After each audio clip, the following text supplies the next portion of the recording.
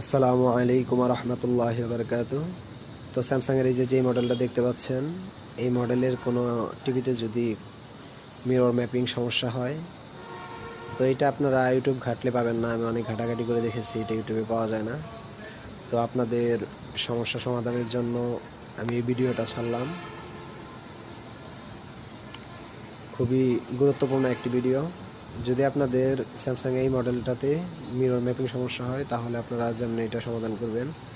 তো এই যে আমাদের সার্ভিস রিমোটটা আছে, এটা ইনফো আর সার্ভিস, দুইটা বাটন চাপার পরে এই যে দেখেন সার্ভিস অপশনগুলো আসছে।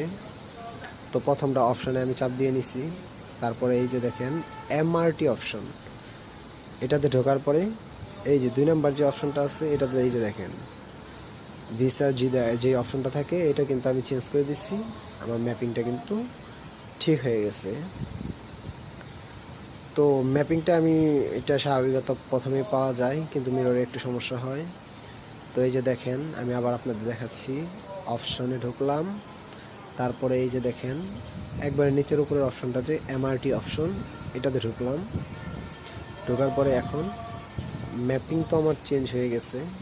এই যে দেখেন ম্যাপিং এটা দিয়ে চেঞ্জ করতে পারবেন, কিন্তু মিরর অপশনটা এটা একটু ঝামেলা হয়, অনেকে আমরা বুঝতে পারি না। তো এটার মিরর অপশনটা কিন্তু এই যে দ্বিতীয় সিরিয়াল আমি যাইতেছি, দেখেন 3 নাম্বার সিরিয়ালে আছে। তো 3 নাম্বার সিরিয়ালে এই যে দেখেন এইচভি ফ্লিপ, এই যে এইচভি ফ্লিপ, এই অপশনটাতে কিন্তু আমাদের মিরর অপশনটা দেওয়া আছে। এইচভি ফ্লিপ, দেখেন এইচভি ফ্লিপ, এটা কিন্তু আমি চেঞ্জ করে দিয়েছি।